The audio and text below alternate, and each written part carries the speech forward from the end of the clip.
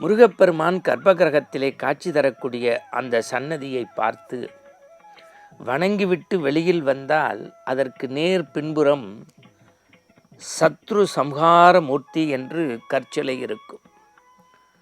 உலகத்தில் வேறு எந்த இடத்திலும் இந்த அழகுடைய முருகனை பார்க்க முடியாது. திருச்செந்தூர் சன்னதிக்கு போகின்றவர்கள் இதை இனி இதய குறிப்பிலே வைத்து கொண்டு பார்க்க வேண்டும். சத்ரு சம்ஹார மூர்த்தி. உலகத்திலேயே மயிலுக்கான காது வெளியில் தெரியக்கூடிய வகையில் இருக்கக்கூடிய மயில் காதை எங்கேயாவது பார்த்துருப்பீங்களா? எனக்கு தெரியல. ஆனால் அந்த சத்ரு சம்ஹார மூர்த்தியினுடைய கற்சிலைகளை பார்த்தீர்கள் என்றால் மயிலினுடைய காது வெளிப்புறம் பிரம்மாண்டமாக தெரியும். இறைவனுடைய தொப்புள் கொடி தெரியும், பாதங்கள் தெரியும். இப்படி இருக்கும் மயில் மீது முருகப்பெருமான் ஒரு பக்கமாக அமர்ந்திருக்கக்கூடிய காட்சி சம்ஹார மூர்த்தியாக அங்குதான் இருக்கும்.